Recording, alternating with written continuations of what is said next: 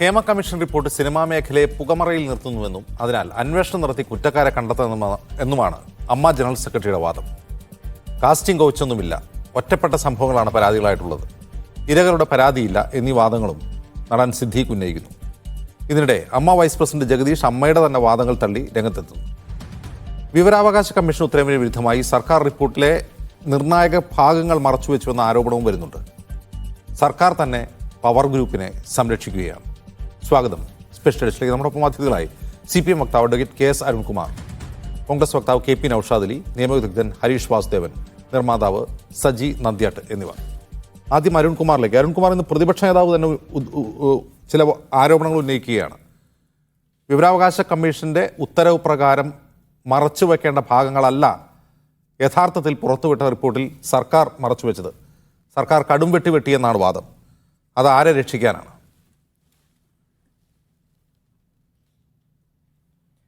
ബഹുമാനപ്പെട്ട പ്രതിപക്ഷ നേതാവ് കഴിഞ്ഞ 4.5 കൊല്ലമായി ഈ റിപ്പോർട്ട് പുറത്തുവിടണമെന്ന് ഒരിക്കൽ പോലും ആവശ്യപ്പെടാത്ത വ്യക്തിത്വമാണ്. AI ക്യാമറയ്ക്കെതിരെ, K-ഫോണിനെതിരെ, അതുപോലെ ജലമെട്രോയ്ക്കെതിരെ ഹൈക്കോടതിയെ സമീപിച്ചു. ഈ പ്രതിപക്ഷ നേതാവിന് ഈ റിപ്പോർട്ട് പുറത്തുവിടണമെന്നൊന്ന് ആവശ്യപ്പെടുകയോ അല്ലെങ്കിൽ ഹൈക്കോടതിയെ സമീപിക്കുകയോ ഒക്കെ ചെയ്യണമായിരുന്നല്ലോ. രാഷ്ട്രീയ ധാർമ്മികത പ്രതിപക്ഷ നേതാവിന് വേണമെന്ന് ഹൈക്കോടതി പറഞ്ഞതൊക്കെ നമ്മുടെ മുന്നിലുണ്ട്. അതായിക്കോട്ടെ, അദ്ദേഹത്തിന് ഇഷ്ടം പോലെ ചെയ്യാം. പക്ഷെ ഇവിടെ വിവരാവകാശ കമ്മീഷണർ ഇട്ട ഒരു ഉത്തരവ്, ആ ഉത്തരവിൽ ശരിക്കും പറഞ്ഞ സാംസ്കാരിക വകുപ്പിന്റെ വിവരാവകാശ ഓഫീസറോട് ഇന്ന പാരഗ്രാഫ് ഒഴിവാക്കി ഒരു ഉത്തരവ് പുറത്തിറക്കാൻ പറയുന്നു. ആ പറയുന്ന ഉത്തരവിന്റെ 2 പാരഗ്രാഫ് നമ്മൾ ഗൗരവത്തോടെ നോക്കണം. ഒന്ന് page 27 paragraph number 8. State public information officer should ensure that the material do not lead to the identification of individual references in the said report or compromise their privacy. രണ്ടാമത്തത് പേജ് 26 പാരഗ്രാഫ് നമ്പർ 4. അതാണ് ഗൗരവം.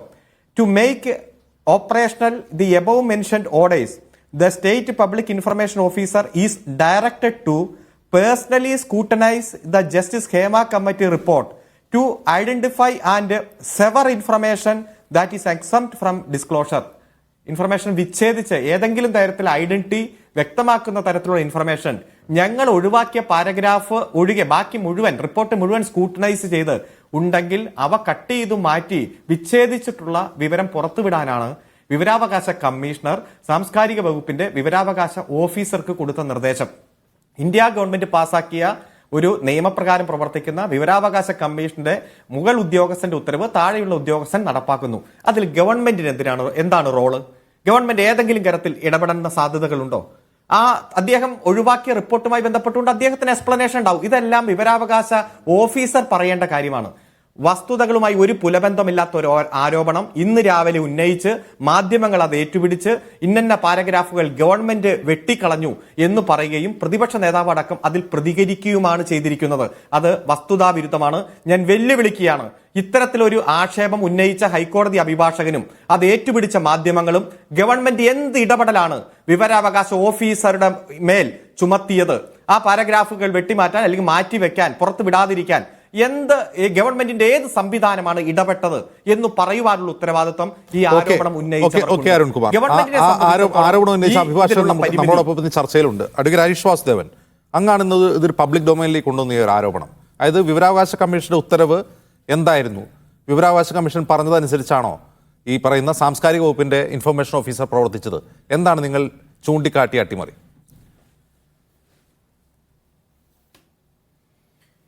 വിവരാവകാശ നിയമപ്രകാരം ഈ committee report ചോദിച്ച ആളുകളോട് കൊടുക്കില്ല എന്നാണ് പബ്ലിക് ഇൻഫർമേഷൻ ഓഫീസർ ആദ്യം പറഞ്ഞത്. അതിനെതിരെ 1ാം അപ്പീൽ കൊടുത്തു. സർക്കാരിൻ്റെ കുറച്ചുകൂടി ഉന്നതമായ തലത്തിൽ കൊടുക്കില്ല എന്ന് പറഞ്ഞു. അതിൻ്റെ മുകളിൽ പൗരന് അവശേഷിച്ച് പോകാൻ ബാക്കിയുള്ളത് സ്റ്റേറ്റ് ഇൻഫർമേഷൻ കമ്മീഷനെയാണ്. സ്റ്റേറ്റ് ഇൻഫർമേഷൻ കമ്മീഷനെ സമീപിച്ചപ്പോൾ പരാതിക്കാരുടെ പ്രധാനപ്പെട്ട വാദമുണ്ടായിരുന്നത് ഈ റിപ്പോർട്ട് മുഴുവനും പ്രൈവസി അല്ല, പ്രൈവസിയുമായി ബന്ധപ്പെട്ട വിഷയങ്ങളല്ല, പൊതുജനം അറിയേണ്ട വിഷയങ്ങൾ ഇതിനകത്തുണ്ട്. പ്രൈവസിയുമായി ബന്ധപ്പെട്ട വിഷയങ്ങൾ മാറ്റി നിർത്തിക്കൊണ്ട് പോലും മറ്റ് വിഷയങ്ങൾ കൊടുക്കാൻ തയ്യാറാവണം. കമ്മീഷൻ ആ വാദം അംഗീകരിച്ചു. കമ്മീഷൻ ഈ റിപ്പോർട്ട് മുഴുവനായി പരിശോധിച്ച് അതിലെ ചില ഭാഗങ്ങൾ, ഇപ്പോൾ അനക്ഷർ, ഈ റിപ്പോർട്ടിൻ്റെ അനക്ഷറിനകത്ത് കുറേ കണ്ടന്റ് ഉള്ളത് മിക്കതും അവരുടെ ഒരു ഫിഡ്യൂഷ്യറി റിലേഷൻഷിപ്പിൽ വാങ്ങിച്ചൊരു കാര്യമാണ്. അത് ആക്ട് പ്രകാരം കൊടുക്കാൻ പറ്റില്ല. ബാക്കിയുള്ള സംഗതികൾ ഇന്ന പാരഗ്രാഫുകൾ ഒഴികെ നിങ്ങൾക്ക് നേരത്തെ ഇവിടെ എൻ്റെ സുഹൃത്ത് വായിച്ചതുപോലെ ഇതിനകത്ത് പ്രൈവസിയുമായി ബന്ധപ്പെട്ട വിഷയങ്ങൾ ഉള്ള പാരഗ്രാഫുകൾ മാത്രമല്ല, ചില വരികൾ ഉൾപ്പെടെ അത് ഏതാണോ ആ ഭാഗം, അത് സിവിയർ ആയിട്ടുള്ള ആ ഭാഗം മാറ്റി നിർത്തിക്കൊണ്ട് ബാക്കി ഭാഗം പ്രസിദ്ധീകരിക്കാനുള്ള തീരുമാനമെടുത്ത് അറിയിക്കാൻ കമ്മീഷൻ ഇൻഫർമേഷൻ ഓഫീസറെ ചുമതലപ്പെടുത്തി. ഈ തീരുമാനം, ഈ റിപ്പോർട്ട് വളരെ വിശദമായി വരിക്ക് വരി വായിച്ച് ചില പേജുകൾ മുഴുവനായും, ചില പേജുകൾ ഭാഗികമായും, ചില പാരഗ്രാഫുകൾ ഭാഗികമായും, ചില വരികളും ഉൾപ്പെടെ ഏതിലാണ് പ്രൈവസി പ്രശ്നം കടന്നിരിക്കുന്നത് എന്ന് പരിശോധിച്ച് ഈ കാര്യത്തിൽ പബ്ലിക് ഇൻഫർമേഷൻ ഓഫീസർ ഒരു തീരുമാനം ജൂലൈ മാസം 18 എടുക്കുന്നു. ജൂലൈ മാസം 18 ഈ തീരുമാനം ഈ അപേക്ഷകരെ അറിയിക്കുന്നു. അതിൽ കൊടുക്കാൻ പാടില്ലാത്ത പാരഗ്രാഫുകൾ അക്കമിട്ട് നിരത്തിയതിൽ 97 മുതൽ 108 വരെയുള്ള പാരഗ്രാഫുകൾ ഉൾപ്പെട്ടിട്ടില്ല എന്ന് പറഞ്ഞാൽ അത് കൊടുക്കാം എന്നാണ് ഇൻഫർമേഷൻ കമ്മീഷൻ ഓഫീസറുടെ തീരുമാനം. ആ തീരുമാനം അറിയിച്ച ആളുകൾ പണമടച്ച് ചെന്നപ്പോഴാണ് കേരള ഹൈക്കോടതിയിൽ കേസുണ്ടാവുന്നു. 1 മാസത്തെ സംഭവം നമുക്കറിയാം. കേസുണ്ടാവുന്നു. ആ കേസ് തള്ളിക്കൊണ്ട് ഇത് പുറത്തുവിടുന്നതിൽ ഒരു കുഴപ്പവുമില്ല എന്ന് ഹൈക്കോടതി പറയുമ്പോഴാണ് ഈ വിവരം, ഇതിൻ്റെ രേഖകൾ പണമടച്ച ആളുകൾക്ക് കിട്ടുന്നത്. അങ്ങനെ പണമടച്ച് കിട്ടിയ ആളുകൾക്ക് 96ാമത്തെ പാരഗ്രാഫ് ഉണ്ട്. 96ന് ശേഷമുള്ള പാരഗ്രാഫുകൾ 11 പാരഗ്രാഫുകൾ ഇല്ല. വിവരാവകാശ കമ്മീഷൻ തന്നെ പറഞ്ഞിരിക്കുന്നു 96ാമത്തെ പാരഗ്രാഫ് കൊടുക്കരുത് എന്ന് പറഞ്ഞിരിക്കുന്നു. പക്ഷേ 96ാമത്തെ പാരഗ്രാഫ് പുറത്തു വന്നു. അപ്പോൾ 96ാമത്തെ പാരഗ്രാഫ് നമ്മൾ വായിച്ചു നോക്കുമ്പോൾ അതിൽ പറഞ്ഞിരിക്കുന്നത് കമ്മീഷന്റെ ബോധ്യത്തെ പറ്റിയാണ്. ഞങ്ങൾക്ക് ചില തെളിവുകൾ കിട്ടിയിട്ടുണ്ട്.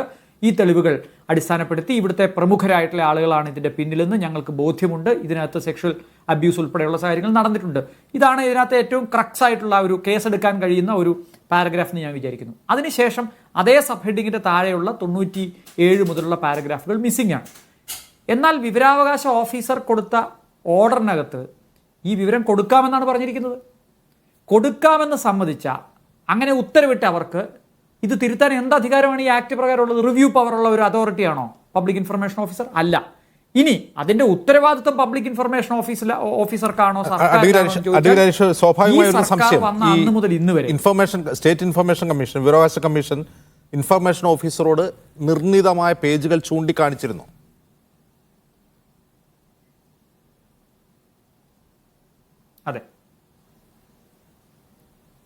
അതെ, അതിലുപരിയായിട്ടുള്ള കാര്യങ്ങളുണ്ടെങ്കിൽ അതും മറച്ചു വയ്ക്കാൻ ആവശ്യപ്പെട്ടിരുന്നു. അങ്ങനെ പരിശോധന നടത്തിയാണ് പാരഗ്രാഫ് 97 മുതൽ 108 വരെയുള്ള പാരഗ്രാഫുകൾ കൊടുക്കാമെന്ന് അവർ സമ്മതിച്ചത്. ഓക്കെ, അപ്പോൾ വിവരാവകാശ കമ്മീഷൻ ഇതിൽ ഏതൊക്കെയാണ് ഇൻഡിവിജ്വൽ ഡീറ്റെയിൽസ് ഉള്ളത് എന്ന കാര്യത്തിൽ അവർക്ക് ഉറപ്പില്ല. അതുകൊണ്ട് അത് പരിശോധിച്ച് അത് മറച്ചു വെച്ച് കൊടുക്കണമെന്ന് നിർദ്ദേശിക്കുകയാണ് ചെയ്തത്. അതെ അതെ, അവർ ആ പരിശോധന നടത്തി. അതാണ് ജൂലൈ 18 ഉത്തരവ്. ജൂലൈ 18 ഉത്തരവ് ഒരു അപേക്ഷയിന്മേലുള്ള അവസാനത്തെ ഉത്തരവാണ്. അതിൻ്റെ പുറത്ത് ഒരു അപേക്ഷയുടെ പുറത്ത് പല ഉത്തരവുകളില്ല. റിവ്യൂ പവറുള്ള അധികാരിയല്ല. അവർ നടത്തിയ വസ്തുത അന്വേഷണത്തിൻ്റെ അടിസ്ഥാനത്തിൽ പുറത്തുവിടാമെന്ന് അവർ സമ്മതിച്ച, അവർ അത് ഉത്തരവായി എഴുതി കൊടുത്ത, അത് ഹൈക്കോടതിയിലും ചോദ്യം ചെയ്യപ്പെട്ട ആ ഉത്തരവിന് ശേഷം 1 മാസത്തിനുള്ളിൽ എന്ത് സംഭവിച്ചു? 1 മാസം കഴിഞ്ഞ് കൊടുത്തപ്പോൾ അട്ടിമറിച്ചുകൊണ്ട് ഈ പേജുകൾ മുക്കി. നമ്മളൊരു തീരുമാനമെടുത്തൊരു പ്രോസസ്സിനകത്തൂടെ ഒരു പേജ് തടഞ്ഞു വെക്കുമ്പോൾ അരുൺകുമാറോട് ചൂണ്ടിക്കാട്ടുന്ന ആ ഉത്തരവിൽ, അരുൺകുമാർ ആ ചൂണ്ടിക്കാട്ടുന്ന ഉത്തരവിൽ വിവരാവകാശ കമ്മീഷൻ ഇൻഡിവിജ്വൽ എന്ന വാക്ക് ഉപയോഗിക്കുന്നുണ്ട്. ഇൻഡിവിജ്വൽ എന്നാൽ ഈ പരാതിക്കാരാണോ അതല്ല ആരോപണ വിധേയരാണോ എന്ന കാര്യത്തിൽ ഇൻഫർമേഷൻ ഓഫീസർക്ക് ഒരു ഡൗട്ട് ഉണ്ടായി കാണാം. അങ്ങനെ വഴിയില്ലേ? ആരുമായിക്കൊള്ളട്ടെ, ആളുകളുടെ പ്രൈവസിയുമായി ബന്ധപ്പെട്ട് ഉള്ള വിവരങ്ങൾ മറച്ചുവെക്കാൻ വിവരാവകാശ നിയമത്തിന് വിരുദ്ധമായ സംഗതികൾ കൊടുക്കരുത് എന്ന് പറഞ്ഞതിന് ശേഷം ഈ പാരഗ്രാഫുകൾ അതിന് വിരുദ്ധമല്ല എന്ന് കണ്ടെത്തി അത് കൊടുക്കാൻ തീരുമാനിച്ച ലിസ്റ്റിൽപ്പെടുത്തി ഉത്തരവിറക്കിയതിന് ശേഷം ഏത് നിയമത്തിന്റെ അധികാരം ഉപയോഗിച്ച് അവരത് മറച്ചുവെച്ചു? ഇനി അവർക്ക് തെറ്റുപറ്റിയതാണെങ്കിൽ, ക്ലറിക്കൽ മിസ്റ്റേക്ക് പറ്റിയതാണെങ്കിൽ കേരള ഹൈക്കോടതിയിൽ ഇത് ചോദ്യം ചെയ്തപ്പോൾ ഇവർ പാർട്ടിയാണല്ലോ, അവരൊരു അക്ഷരം മിണ്ടിയോ എനിക്ക് ആ കത്തിൽ തെറ്റുപറ്റിയെന്ന് പറഞ്ഞോ? ഇല്ല. അതിനുശേഷം ഇത് കൊടുത്തിട്ട് ഇപ്പോൾ 4 ദിവസമായല്ലോ, അവരൊരു അക്ഷരം പറഞ്ഞോ? ഇല്ല. ഇനി ഇതിന്റെ ബേർഡൻ അവരുടെ തലയിൽ മാത്രം കെട്ടിവെക്കുന്നതുകൊണ്ടാണ് ഞാൻ പറയുന്നത്, ഈ സർക്കാർ വന്ന അന്ന് മുതൽ, ഈ വിവരാവകാശ നിയമപ്രകാരം കൊടുത്ത അപേക്ഷകൾ നിരസിച്ചപ്പോൾ മുതൽ സർക്കാരിന്റെ സ്റ്റാൻഡ് എന്താ? ബഹുമാനപ്പെട്ട മുഖ്യമന്ത്രി പിണറായി വിജയൻ വന്ന് എന്താ പ്രസ്താവിച്ചത്? ഈ സർക്കാർ ഇന്ന കാരണങ്ങൾ കൊണ്ടാണ് കൊടുക്കാത്തത് എന്നാണ് പറഞ്ഞത്. AK ബാലൻ എന്താ പറഞ്ഞത്? ഈ സർക്കാർ എന്തുകൊണ്ടാണ് ഈ റിപ്പോർട്ട് പുറത്തുവിടാത്തതെന്നാണ്. ഇപ്പോഴത്തെ സാംസ്കാരിക മന്ത്രി എന്താണ് പറഞ്ഞത്? ഈ സർക്കാർ ഈ റിപ്പോർട്ട് പുറത്തുവിടാത്തതിന്റെ കാരണങ്ങളാണ് പറഞ്ഞത്. പബ്ലിക് ഇൻഫർമേഷൻ ഓഫീസറാണ് ഈ സർക്കാരിന്റെ റിപ്പോർട്ട് പുറത്തുവിടണോ വേണ്ടയോ എന്ന് തീരുമാനിച്ചാൽ മുഖ്യമന്ത്രിയോ മന്ത്രിമാരോ മാധ്യമങ്ങളോട് വിശദീകരണം നടത്തേണ്ട കാര്യമുണ്ടോ? സർക്കാർ ഇന്ന കാരണം കൊണ്ടാണ് കൊടുക്കാത്തതെന്ന് പറയേണ്ട കാര്യമുണ്ടോ? പബ്ലിക് ഇൻഫർമേഷൻ ഓഫീസറോട് ചോദിക്കും, അവരല്ലേ തീരുമാനം എടുക്കുന്നത്, ഞങ്ങൾ എന്തിനാണ് അതിനകത്ത് പ്രോസസ്സിൽ ഇടപെടുന്നത് എന്നല്ലേ. അപ്പം എന്തെങ്കിലും തരത്തിൽ സർക്കാരിന്റെ നയം തീരുമാനിക്കുമ്പോൾ ആ നയത്തെപ്പറ്റി ഡിഫെൻഡ് ചെയ്തുകൊണ്ട് സംസാരിച്ചതിന് ശേഷം ഇങ്ങനെ ഒരു വെട്ടിൽ വീഴുമ്പോൾ, ഇങ്ങനൊരു മറ ഉണ്ടാവുമ്പോൾ, ഇങ്ങനൊരു അട്ടിമറി ഉണ്ടാവുമ്പോൾ, ഉത്തരവിട്ട ശേഷം രേഖകൾ മറച്ചു വെക്കുമ്പോൾ അതിന്റെ ബാധ്യത എങ്ങനെയാണ് ആ ഓഫീസർക്ക് മാത്രമായി മാറുന്നത്? ശരി, ശ്രീ അരുൺകുമാർ എന്താണ്? ഇവിടെ ബഹുമാനപ്പെട്ട സുഹൃത്ത് ഹരീഷ് വാസുദേവൻ പറഞ്ഞതിൽ 90% കാര്യങ്ങളും പൊതുസമൂഹത്തിൽ ഇന്നലെ വരെ ഉള്ളതും കഴിഞ്ഞ 3-4 ദിവസമായി നമ്മൾ ചർച്ച ചെയ്തുകൊണ്ടിരുന്നതുമായിട്ടുള്ള കാര്യങ്ങളാണ്. ഇന്ന് രാവിലെ ബ്രേക്കിംഗ് ന്യൂസായി ചില മാധ്യമങ്ങൾ പുറത്തു കൊണ്ടുവന്നു. ആ മാധ്യമങ്ങൾ പുറത്തു കൊണ്ടുവന്നത് ബഹുമാനപ്പെട്ട സുഹൃത്ത് പറഞ്ഞതിന്റെ അടിസ്ഥാനത്തിലാണ് എന്നതാണ് ഇപ്പോൾ വ്യക്തമാകുന്നത്. താങ്കളടക്കം അത് സൂചിപ്പിച്ചു. അങ്ങനെയാണെങ്കിൽ ഏതെങ്കിലും തരത്തിൽ റൈറ്റ് ടു ഇൻഫർമേഷൻ ഓഫീസർ ചെയ്ത കുറവ്, അല്ലെങ്കിൽ അദ്ദേഹം പുറത്തുവിടാതെ മാറ്റിവെച്ച പാരഗ്രാഫ്, അത് ഗവൺമെന്റിന്റെ ഉത്തരവിന്റെ ഭാഗമായിട്ടോ ഗവൺമെന്റിന്റെ ഇടപെടലിന്റെ ഭാഗമായിട്ടോ ഗവൺമെന്റിന്റെ ഗൂഢാലോചനയായിട്ട് ഭാഗമായിട്ടാണോ ഉണ്ടായത് എന്നുള്ള വസ്തുതയാണ് ഞാൻ ചോദിച്ചത്. ഇന്ന് മുഴുവൻ വാർത്തകളും ഗവൺമെന്റ് ഇടപെട്ട് മാറ്റിവെച്ചിരിക്കുന്നു, ഗവൺമെന്റ് ഇടപെട്ട് മാറ്റിവെച്ചിരിക്കുന്നു. ഈ പബ്ലിക് ഇൻഫർമേഷൻ ഓഫീസർ സർക്കാരിന്റെ നയം തീരുമാനിക്കുന്ന ആളാണ് അരുൺകുമാർ. സംസ്ഥാന ഒരു ഉദ്യോഗസ്ഥൻ തീരുമാനിച്ചാൽ സർക്കാരിന്റെ നയം മാറുമോ? ഞാൻ പറയട്ടെ, അല്ലല്ല, ഉദ്യോഗസ്ഥൻ ആരുടെ ചട്ടുകമാണ്? ഒറ്റ മിനിറ്റ് ഞാൻ പറയട്ടെ. വിവരാവകാശ കമ്മീഷന്റെ ഉത്തരവ് വിവരാവകാശ ഓഫീസർ നടപ്പാക്കുമ്പോൾ ആ ഓഫീസർക്ക് പൂർണ്ണമായിട്ടുള്ള അധികാരം കൊടുത്തിരിക്കുന്നു. പേഴ്സണൽ സ്കൂട്ടണി നടത്തി അതിൽ ഐഡന്റിറ്റി, ഇതിൽ മൊഴി കൊടുത്തിരിക്കുന്നവരുടെയോ ഇതിൽ പരാമർശിക്കുന്നവരുടെയോ ഐഡന്റിറ്റി വ്യക്തമാക്കാത്ത തരത്തിൽ വിച്ഛേദിക്കണം, സെവർ എന്നാണ് പറഞ്ഞിരിക്കുന്നത്. വിച്ഛേദിച്ചുള്ള റിപ്പോർട്ട് പുറത്തുവിടാൻ പറയുന്നു, അദ്ദേഹം പുറത്തുവിടുന്നു. അതിൽ ഗവൺമെന്റ് ഗൂഢാലോചന നടത്തി ഗവൺമെന്റിന്റെ നിർദ്ദേശപ്രകാരം എന്ന് ഇന്ന് മാധ്യമങ്ങൾ മുഴുവൻ വാർത്ത കൊടുത്ത് ഗവൺമെന്റിനെ വലിച്ചിഴക്കിയാണ്.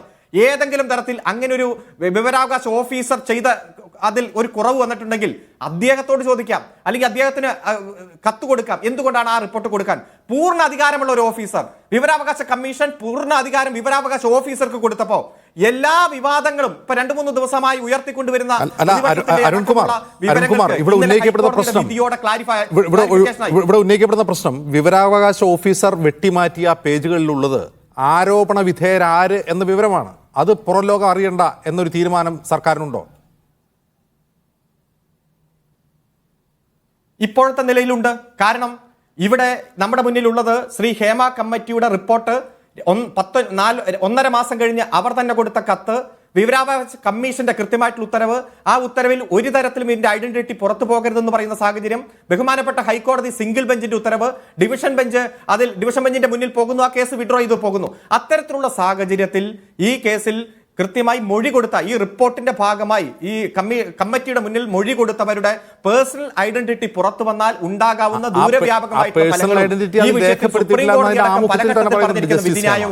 ജസ്റ്റിസ് ഹേമാന്റെ ആമുഖത്തിൽ തന്നെ പറയുന്നുണ്ട്, ഈ പരാതിക്കാരുടെ ഒരു തരത്തിലുള്ള പേഴ്സണൽ ഡീറ്റെയിൽസും ഈ റിപ്പോർട്ടിൽ രേഖപ്പെടുത്തുന്നില്ല, റെക്കോർഡ് ചെയ്യുന്നില്ല എന്ന് അവർ പറയുന്നുണ്ട്. അല്ല, അത് നമുക്ക് പക്ഷേ ഏതെങ്കിലും തരത്തിൽ ഐഡന്റിറ്റി അല്ലെ, പിന്നെ ഇത്രയും പാരഗ്രാഫ് മാറ്റിവെക്കേണ്ട സാഹചര്യം ഇല്ലല്ലോ. ഏതെങ്കിലും തരത്തിൽ ഇത് ഇൻവോൾവഡ് ആയിട്ടുള്ള സാഹചര്യം പുറത്തു വരരുത് എന്ന്, അത് ഇതിലെ വിക്ടിമിന് അല്ലെങ്കിൽ ഇതിൽ മൊഴി കൊടുത്തവരുടെ കുടുംബത്തെയും അവരുടെ ഭാവിയെയും അവരുടെ ജോലിയെയും ഒക്കെ ബാധിക്കും എന്ന തരത്തിലാണല്ലോ അവർ മൊഴി കൊടുക്കാൻ തയ്യാറായത്. ആ ഒരു സാഹചര്യത്തിൽ ഗവൺമെന്റിനെ സംബന്ധിച്ചിടത്തോളം ക്ലിയർ ആണ്. ഒരു കമ്മിറ്റിയെ വെക്കുന്നു, പഠിക്കുന്നു, തുടർ നടപടി സ്വീകരിക്കുന്നു. ഭൂരിഭാഗം കാര്യങ്ങൾ ഇപ്പോൾ ചെയ്തു, ബാക്കി കാര്യങ്ങൾ ഇപ്പോൾ ഹൈക്കോടതിയുടെ പരിഗണനയിലാണ്. ഹൈക്കോടതി പറഞ്ഞു ഗവൺമെന്റിനെ സംബന്ധിച്ചിടത്തോളം ചില പരിമിതികളുണ്ട് എന്ന് ഞങ്ങൾ മനസ്സിലാക്കുന്നു. ആരും മൊഴി കൊടുക്കാൻ തയ്യാറാകുന്നില്ല, ആരും വിവരം തരുന്നില്ല. പക്ഷേ നടപടികളുമായിട്ട് മുന്നോട്ട് പോകണം. അതുകൊണ്ട് ഈ വിഷയത്തിൽ നിങ്ങൾ പൂർണ്ണമായിട്ടുള്ള ഈ റിപ്പോർട്ട് സമർപ്പിക്കൂ, സീൽഡ് കവറിൽ. ഞങ്ങൾ തുടർ നടപടിക്ക് നിങ്ങളെ സഹായിക്കാം എന്നാണ് ഇന്നലത്തെ ഹൈക്കോടതിയുടെ ഇടക്കാല ഉത്തരവ്. ആ ഒരു സാഹചര്യത്തിൽ ഗവൺമെന്റ് ഇടപെട്ട് ഇതിൽ ചില പാരഗ്രാഫ് മാറ്റിവെപ്പിച്ചു, ചില പേജുകൾ മാറ്റിവെപ്പിച്ചു. തെളിവ് ഹാജരാക്കണം. അല്ല, ഒരു ഉദ്യോഗസ്ഥനാണോ തീരുമാനിച്ചത് സർക്കാരിന് നയമായിരുന്നു എന്നുള്ളത് പിന്നീട് മനസ്സിലാവും. അന്വേഷണം നടത്താൻ തയ്യാറുണ്ടോ? അല്ല, അതെ, ഒരു ഉദ്യോഗസ്ഥൻ വിവരാവകാശ കമ്മീഷന്റെ ഉത്തരവനുസരിച്ച് ഉദ്യോഗസ്ഥൻ പെരുമാറുമ്പോൾ അതിൽ അദ്ദേഹത്തെ സർക്കാർ നയം സ്വാധീനിക്കുകയില്ല എന്നൊന്നും വിശ്വസിക്കാൻ കഴിയില്ല. പറഞ്ഞ വരാങ്ങയിലേക്ക് ശ്രീ നൌഷാദ് അലി, ഇവിടെ അല്ല അങ്ങനെയൊന്നുമില്ല ഒറ്റ മിനിറ്റ്. ഗവൺമെന്റിനെതിരെ വസ്തുതകൾ ഒറ്റ മിനിറ്റ് ഞാൻ പറഞ്ഞ് അവസാനിപ്പിക്കട്ടെ. ഗവൺമെന്റിനെതിരെ വസ്തുതാ വിരുദ്ധമായ ആരോപണം ഉന്നയിക്കുന്നവർക്ക് അത് തെളിയിക്കാനുള്ള ബാധ്യതയുണ്ട്. എന്തും അങ്ങ് ആരോപിക്കാം, ഗവൺമെന്റിനെതിരല്ലേ എന്ന് തീരുമാനിക്കരുത്. ഹേമ കമ്മിറ്റി റിപ്പോർട്ട് ഒരു സ്വയംഭൂവായ ഒന്നാണെന്നും ഹേമ കമ്മിറ്റി റിപ്പോർട്ട് ഈ 4.5 കൊല്ലം അലമാരിക്കുള്ളിൽ ഇരുന്നതൊക്കെ ഹേമ കമ്മിറ്റി റിപ്പോർട്ട് സ്വയം തീരുമാനിച്ചതിന്റെ ഭാഗമായിട്ടാണ് എന്നൊക്കെ നമുക്ക് വിശ്വസിക്കണോ അരുൺകുമാർ? എനിക്കറിയില്ല. ശ്രീ നൌഷാദ് അലി, ഇവിടെ ഈ പുറത്തു വരാത്ത പേജുകളുള്ളത് പ്രമുഖരുടെ പേരാണ്, അവരെ പറ്റിയുള്ള സൂചനകളാണ്. അത് പുറത്തു വരാതിരുന്നത് വിവരാവകാശ കമ്മീഷൻ അങ്ങനെ ഒരു ഉത്തരവിട്ടതുകൊണ്ട് മാത്രമാണ് എന്നാണ് അരുൺകുമാർ വാദിക്കുന്നത്. എന്താണ് നിങ്ങളുടെ ഒരു മറുന്യായം?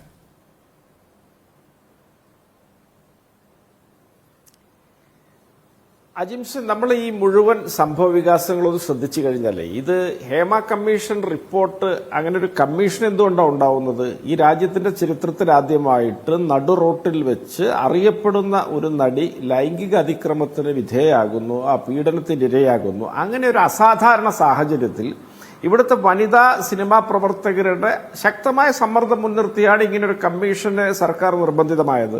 അങ്ങനെ ഒരു കമ്മീഷൻ വന്നു, റിപ്പോർട്ട് നൽകി. സ്തോഭജനകമായ വിവരങ്ങളടങ്ങിയ ആ റിപ്പോർട്ട് 4 വർഷക്കാലം ഈ ഇടത് ഗവൺമെന്റ് പെട്ടിയിൽ അടച്ചു സൂക്ഷിച്ചു. ഇപ്പോഴവരത് പുറത്തെടുക്കുകയാണ്. പുറത്തെടുക്കുമ്പോൾ അതിന്റെ കരചരണങ്ങൾ ഭേദിച്ച് അതിനെ വന്ധ്യംകരിച്ചാണ് അവർ പുറത്തേക്ക് വിടുന്നത്. അവരത് പുറത്തേക്ക് വിട്ടിട്ട് പിന്നെ അതിനകത്ത് യാതൊരു നടപടിക്കുമുള്ള ഒരു പഴുതോ അങ്ങനെ ഒരു ആലോചനയോ ചിന്തയോ അവർക്കില്ല. ഇവിടെ വ്യക്തമായ തെളിവുകളുടെ അടിസ്ഥാനത്തിൽ ശബ്ദലേഖനങ്ങളുണ്ട്, പിന്നെ മറ്റ് ഡിസ്കുകളും മറ്റ് അനുബന്ധ തെളിവ് ഒക്കെ സമർപ്പിച്ചുകൊണ്ടാണ് ഈ മൊഴികളൊക്കെ നൽകിയിട്ടുള്ളത്. അതിന്റെ എല്ലാ സാങ്കേതിക പിന്നെ സംജ്ഞകളും ആ തെളിവ് നൽകിയവർ കമ്മീഷന് സമർപ്പിച്ചിട്ടുണ്ട്. ഇതൊക്കെ അടങ്ങുന്ന ഒരു സമഗ്രമായ ഒരു റിപ്പോർട്ടാണ് കമ്മീഷന്റെ കയ്യിലുള്ളത്. അവിടെയൊക്കെ കേസിന് പോവുക, അതിനൊരു നടപടി ഉണ്ടാവുക, നടപടി എടുക്കുക, അതിന്റെ തുടർ നടപടികളെ കുറിച്ച് ആലോചിക്കുക, ഇതിനൊരു നയമുണ്ടാക്കുക, ഇങ്ങനത്തെ ഒരു കാര്യത്തിനെ പറ്റിയും സർക്കാരിന് യാതൊരു ചിന്തയില്ല. അവര് ഇതും വെച്ച് മുന്നോട്ട് പോവുകയാണ്. ഇനിയും ഇതൊക്കെ എങ്ങനെ ഒതുക്കി തീർക്കാൻ പറ്റുമെന്നുള്ളതിന്റെ ആലോചനകളിലാണ് അവർ ഉള്ളത് എന്ന് വളരെ നിർഭാഗ്യകരമായിട്ടാണ് നമ്മളിത് കേൾക്കേണ്ടി വരുന്നത്. ഇപ്പൊ ഇന്ന് ഇവരുടെ ചലച്ചിത്ര അക്കാദമി ചെയർമാനെതിരെ ഒരു ബംഗാളി നടി പരസ്യമായിട്ട് ലൈംഗിക പീഡന ആരോപണവുമായിട്ട് മുന്നോട്ട് വന്നിട്ടുണ്ട്. ആ ആരോപണത്തിൽ സാക്ഷിയായിട്ട് പറഞ്ഞ ആൾ അത് സത്യമാണ് എന്ന് അടിവരയിട്ടും പറഞ്ഞിട്ടുണ്ട്. ഇപ്പോഴും ഈ സർക്കാരിന്റെ ഉത്തരവാദിത്തപ്പെട്ട പദവിയിൽ ഈ ഒരു ലൈംഗിക പീഡനം നടത്തിയ ഒരു നീചനാണ് ഇരിക്കുന്നത് എന്ന് നമുക്ക് ധൈര്യമായിട്ട് പറയാം. കാരണം അത് ആരോപണം ഉന്നയിച്ച നടി അത് പരസ്യമായിട്ടാണ് പറഞ്ഞത്. അത് സാക്ഷി അത് ശരിവെച്ചുകൊണ്ട് മുന്നോട്ട് വന്നിട്ടുണ്ട്. ഇവരുടെ മന്ത്രിസഭയിലുണ്ടെന്നേ ഈ പറഞ്ഞ 15 സംഘത്തിലെ ആള്, ഇവരുടെ ട്രഷറി ബെഞ്ചിലെ അംഗങ്ങളിലുണ്ട് ഈ 15 സംഘത്തിൽപ്പെട്ട ആളുകൾ. ഇവരുടെ ആളുകളെയൊക്കെ പൊതിഞ്ഞുകെട്ടി സംരക്ഷിക്കാനാണ് ഈ ഹേമ കമ്മീഷൻ റിപ്പോർട്ടിനെ ഇവർ വന്ധ്യംകരിക്കുന്നത്. അതിന്റെ പിന്നെ വരിയടച്ച കാളയെപ്പോലെ ആ റിപ്പോർട്ടിനെ മാറ്റുന്നത്. ഇതൊക്കെ കേരളത്തിലെ ജനങ്ങൾ വളരെ കൃത്യമായിട്ട് നിരീക്ഷിക്കുകയും മനസ്സിലാക്കുകയും ചെയ്തിട്ടുണ്ട്.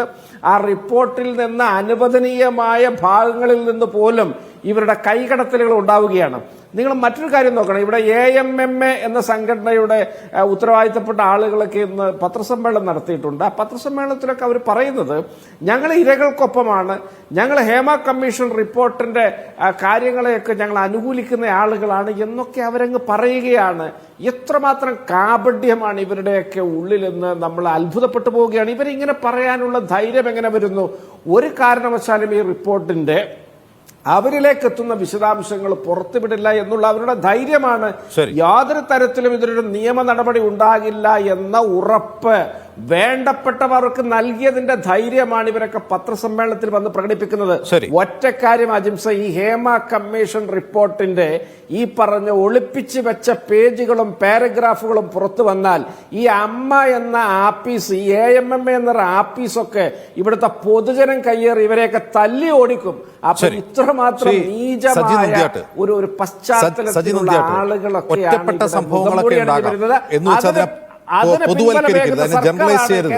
ശരി. ഒറ്റപ്പെട്ട സംഭവങ്ങളൊക്കെ ഉണ്ടാകാം, അതിനെ ജനറലൈസ് ചെയ്യരുത്. കാസ്റ്റിംഗ് കൗച്ചൊന്നുമില്ല, അങ്ങനെ വ്യാപകമായിട്ടില്ല. ഒരു പരാതി കിട്ടിയിട്ടുണ്ട് സജീന്ദ്രട്ട്. ഒരു പരാതി 2006 സംഭവത്തെ കുറിച്ച് 2010 ഒരു പരാതി കിട്ടിയിട്ടുണ്ട്. ആ പരാതി പരിശോധിക്കാത്തത് തെറ്റായി പോയി എന്നൊക്കെ പറഞ്ഞുകൊണ്ട് എന്ത് വേണമെങ്കിലും അന്വേഷിക്കട്ടെ, എല്ലാവരെയും പുകമറയിൽ നിർത്തലെന്നാണ് നടൻ സിദ്ദീഖ് പറയുന്നത്. ഒറ്റപ്പെട്ട സംഭവങ്ങളല്ല, ഒറ്റപ്പെട്ട സംഭവമാണെങ്കിലും അന്വേഷിക്കണം, അത് ഗൗരവമുള്ളതാണെന്ന് വൈസ് പ്രസിഡന്റ് ജഗദീഷൻ പറയുന്നു. അമ്മയ്ക്ക് ഇടയിൽ ഇങ്ങനെ രണ്ട് അഭിപ്രായം രൂപം കൊള്ളാനുണ്ടായ സാഹചര്യം എന്തായിരിക്കും? ഞാൻ ചർച്ചയുടെ ഭാഗമാകുന്നതിന് മുമ്പ് ഞാൻ പറയുന്ന കാര്യങ്ങൾ വ്യക്തിപരമാണ്, സംഘടനാപരമല്ല. ഇവിടെ അമ്മ എന്ന സംഘടനയെക്കുറിച്ചും അവരുടെ അഭിപ്രായത്തെക്കുറിച്ച് പറയാൻ ഞാൻ താല്പര്യപ്പെടുന്നില്ല. കാരണം ഞാൻ ആ സംഘടനയുടെ അംഗമല്ല. ഇവിടെ ഹേമ കമ്മിറ്റി റിപ്പോർട്ടാണ് ഇതൊരു കമ്മീഷനല്ല. കമ്മീഷൻ ആയിരുന്നെങ്കിൽ സ്വയം കേസെടുക്കാമായിരുന്നു. റിപ്പോർട്ടായതുകൊണ്ട് പരാതി പോലീസ് സ്റ്റേഷനിലോ കോടതിയിലോ കൊടുക്കാതെ ഇതിന് കേസെടുക്കാൻ സാധിക്കില്ല എന്ന നിയമപരമായിട്ടുള്ള ഒരു എന്താ പറയുക ഉപദേശം സുപ്രീം കോടതിയിൽ പോലും മലയാളികളായ വലിയ ഫേമസ് വക്കീലന്മാർ തന്നെ പറഞ്ഞു കഴിഞ്ഞു. ഇവിടുത്തെ ഒരു പ്രശ്നം ഈ മലയാള സിനിമയിൽ 6-7 വർഷം മുമ്പുള്ള സംഭവത്തെക്കുറിച്ചാണ് പറഞ്ഞു വരുന്നത്. പക്ഷെ ഇപ്പോൾ നിലവിൽ മലയാള സിനിമ ഒത്തിരി മാറിയിട്ടുണ്ട് എന്ന് പറഞ്ഞുകൊണ്ട് മലയാള സിനിമ വളരെ എന്താ പറയുക പരിശുദ്ധമായ ചാവറയച്ചന്മാരും മാത്രമുള്ളൊരു സ്ഥലമാണെന്നൊന്നും നമ്മൾ അവകാശപ്പെടുന്നില്ല. എല്ലായിടത്തും ഉണ്ട്, ഇവിടെയും ഉണ്ട്, ഇനിയും ഉണ്ടാവും. കാരണം സമൂഹത്തിലെ പരിച്ഛേദങ്ങളാണല്ലോ ഇവിടെ പ്രവർത്തിക്കുന്നത്. സമൂഹത്തിൽ എല്ലാവരും നല്ലവരായിരുന്നെങ്കിൽ നമുക്ക് കോടതിയും പോലീസിനും ആവശ്യമില്ല. ആൾക്കാരെ പ്രവർത്തിക്കുന്ന മേഖലയിൽ വിവിധ സ്വഭാവക്കാരാണ് വരുന്നത്. 70 കൊല്ലം പഴക്കമുള്ള മലയാള സിനിമ ഇൻഡസ്ട്രിയിൽ കഴിഞ്ഞ ഹേമ കമ്മിറ്റി റിപ്പോർട്ട് വന്നതിന് ശേഷം ഇന്ന് സിദ്ദിഖും പറഞ്ഞു 5-6 വർഷം കൊണ്ട് മാറിയിട്ടുണ്ടെന്ന്. ഈ ഹേമ കമ്മിറ്റി വന്നതിന് ശേഷം വളരെ പൊടുന്നനെ എല്ലാം മാറുകയായിരുന്നു. അല്ലല്ല, ഹേമ കമ്മിറ്റി റിപ്പോർട്ട് വരുമ്പോഴാണ് സത്യസന്ധമായിട്ടാണ് പറഞ്ഞത്. ഇത്രയും മാത്രം ഒരു എന്താ പറയുക നമ്മളറിയാതെ പലതും ഇവിടെ നടക്കുന്നുണ്ട്. കാരണം നമുക്കറിയാലോ ഒരു ഷൂട്ടിംഗ് ലൊക്കേഷൻ എന്നൊക്കെ പറഞ്ഞാൽ ഒരേ സമയം 10-40 സിനിമ ഷൂട്ട് ചെയ്യപ്പെടുക കേരളത്തിനും വെളിയിലൊക്കെ. അവിടെ നമുക്ക് ആർക്കും പോയി നോക്കാനൊന്നും പറ്റത്തില്ല, അത് പ്രായോഗികമല്ല. ഇവിടെ സംഘടനകളെ ഒന്നും കുറ്റം പറഞ്ഞിട്ട് കാര്യമില്ല. കാരണം ഓരോ ലൊക്കേഷനും ഒരു യൂണിറ്റ് മാനേജർമാരുണ്ട്, പ്രൊഡക്ഷൻ എക്സിക്യൂട്ടീവ്സ് ഉണ്ട്, അവരുടെ അണ്ടറിലാണ്. പക്ഷെ പ്രൊഡ്യൂസേഴ്സ്, പഴയ പ്രൊഡ്യൂസേഴ്സൊക്കെ നിങ്ങൾ ശ്രദ്ധിക്കേണ്ട ഒരു കാര്യം, ലൊക്കേഷൻസ് എപ്പോഴും ഉണ്ട്. ഇപ്പം സിനിമ എടുക്കാൻ വരുന്ന പ്രൊഡ്യൂസേഴ്സ് സീസൺ പ്രൊഡ്യൂസർമാർ ഒരു പടം എടുത്തിട്ട് പിന്നെ കാണുന്നില്ല. നിങ്ങൾ തന്നെ മലയാളത്തിലെ ബാനറുകൾ നോക്കി അറിയാം, 10 ബാനറിൽ കൂടുതൽ സ്ഥിരമായി പടം എടുക്കുന്നവരില്ല. ബാക്കി ആ 10 ബാനറുകാരൻ നിങ്ങൾക്കല്ല അറിയാം, നിങ്ങളുടെ മീഡിയ എല്ലാം നമ്മുടെ ലൈറ്റിന് മുമ്പിൽ അവർ എപ്പോഴും ഉള്ളവരാണ്, ലൈവ് അവർ. ബാക്കിയുള്ളവർ ഒരു പടം എടുത്തിട്ട് പോകുന്നവരാണ്. എന്ത് പ്രൊഡ്യൂസേഴ്സാണ് വരുന്നത്, അവർക്ക് സിനിമയെക്കുറിച്ച് ഒരു ബോധമൊന്നുമില്ല. വരിക പൈസ ഉണ്ടാക്കാൻ പറ്റുമെന്ന് ഓർത്ത് വരുന്നത്. അവരെല്ലാം ഇങ്ങനെ എന്താ പറയുക, കഴിഞ്ഞ വർഷത്തെ മലയാള സിനിമയുടെ ചരിത്രം എടുത്ത് 219 210 പരാജയപ്പെട്ടു. അത് 20 പടം മറ്റാണ് പഴയ പ്രൊഡ്യൂസർമാരെടുത്ത്. അവർക്ക് സിനിമ നിർമ്മിക്കാൻ അറിയാം, അവരുടെ കൺട്രോളിലായിരിക്കും എപ്പോഴും എന്താ ലൊക്കേഷൻ. പുതിയ പ്രൊഡ്യൂസർമാരുടെ കൺട്രോളിലല്ല. അപ്പോൾ അവർക്ക് സിനിമാ വ്യവസായത്തെ അറിയില്ല, അത് മിസ്യൂസ് ചെയ്യപ്പെടുന്നുണ്ട്. സത്യവാ. അപ്പോൾ ഇങ്ങനെ ഒന്നും നടക്കുന്നില്ല എന്ന് ഞങ്ങൾ പറയുന്നില്ല. പിന്നെ ഞങ്ങൾ ഇതിനകത്ത് കാര്യഗൗരവമായ കാര്യങ്ങളെക്കുറിച്ച് ഇത്രയും മാത്രം മോശമാണ് ഇൻഡസ്ട്രി എന്ന് മനസ്സിലാക്കുന്നത് ഇപ്പോഴാണ്. സജിൻ ചേട്ടൻ എന്തൊരു ന്യായമാണ് സജി നന്ദിയാട്ട് റെസ്റ്റോറന്റ് തുടങ്ങുകയാണ്. സജി നന്ദിയാട്ട് ആ റെസ്റ്റോറന്റ് ക്യാഷിൽ ഇരിക്കുന്നില്ല എന്ന് കരുതി അവിടെ നടക്കുന്ന ഒരു കാര്യത്തിന് എനിക്ക് ഉത്തരവാദിത്വമല്ല, ഞങ്ങളത് കാണുന്നില്ല എന്ന് പറയുന്നതിൽ കാര്യമുണ്ടോ? അല്ലല്ലോ അജിൻസ്, ഇതിനകത്തൊരു പ്രശ്നം നമ്മുടെ ഒരു ഐ പോയിന്റ് അല്ല ഷൂട്ട് നടക്കുന്നത്. അത് അജിൻസ് ഇപ്പോൾ ഓർത്ത് ഇപ്പൊ ഒരു 30 പടങ്ങളോളം ഷൂട്ട് ചെയ്യുന്നുണ്ട്. അത് എവിടൊക്കെയാണെന്ന് ഞങ്ങൾക്കറിയില്ലല്ലോ. ഞങ്ങൾ പെർമിഷൻ കൊടുക്കുന്നു, ഇൻസ്ട്രക്ഷൻ കൊടുക്കുന്നു. ഇതുപോലെ നമ്മൾ ICC രൂപീകരിച്ചിട്ടുണ്ട്, ലിസ്റ്റ് കാണുന്നു, ഇന്നവരുണ്ടോ എന്ന് വിളിച്ചു ചോദിക്കുന്നു, അതിന്റെ പ്രവർത്തനം കറക്റ്റ് ആയിരിക്കണം, ഇന്ന പ്രശ്നങ്ങളുണ്ട്, കാസ്റ്റിംഗ് കൗച്ച് നടത്താൻ പാടില്ല, കാസ്റ്റിംഗ് കോൾ നടത്താൻ പാടില്ല, ലൊക്കേഷൻ ശ്രദ്ധിച്ചോണം, പ്രശ്നങ്ങളുണ്ടായാൽ പ്രശ്നമാകും, നിങ്ങൾ ഇന്ന രീതിയിൽ പെരുമാറണം, ഇന്ന രീതിയിലാണ് ഇത് ചെയ്യേണ്ടതെന്നൊക്കെ പറഞ്ഞ് നിർദ്ദേശിച്ചാണ് ഇവരെ വിടുന്നത്. ഇവരെ ഒരു മാസത്തിലെ പുതിയ പ്രൊഡ്യൂസർമാർ 2 പ്രാവശ്യം ചേംബറിൽ വരുന്നുണ്ട്. സത്യസന്ധമായി പറഞ്ഞു കേട്ടോ. പിന്നെ ഇവരെല്ലാം ഞങ്ങളുടെ കണ്ടറിലൊന്നും അല്ല. അപ്പൊ അതുകൊണ്ട് സംഘടനകളെ പറ്റേ ഇതിനകത്ത് നടക്കുന്ന കാര്യങ്ങൾ ഈ സിനിമയാണ് ഇതിന്റെ പാപഭാരം പേറുന്നത്. അതുകൊണ്ട് ഈ ഹേമ കമ്മിറ്റി റിപ്പോർട്ടിൽ ഇപ്പൊ പറയുന്നുണ്ട് നിങ്ങളുടെ പറയുന്നത് കേട്ടാൽ തോന്നുമ്പോൾ അഭിനേതാക്കളുടെ സംഘടന, ടെക്നീഷ്യന്മാരുടെ സംഘടന അവരൊക്കെ എന്തൊക്കെയോ ചെയ്യുന്നുണ്ടാകും. ഞങ്ങൾ നിർമ്മാതാക്കൾ ശുദ്ധരാണ്, ഈ ആളുകളെ ബാൻ ചെയ്യുന്നതും ഊര് വിലക്കുന്നതൊക്കെ നിങ്ങളും കൂടി ചേർന്നാണ് എന്നാണ് ഹേമ കമ്മിറ്റി പറയുന്നത്.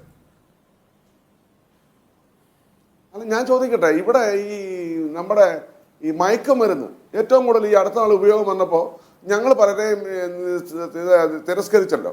അപ്പോൾ നിങ്ങളെല്ലാവരും ഹെഡ്ലൈൻ ഉണ്ടാക്കി ഇവർക്ക് എന്നാ വിലക്കാനോ ഇവരാര് അങ്ങനെ പറഞ്ഞാൽ എങ്ങനെയാ?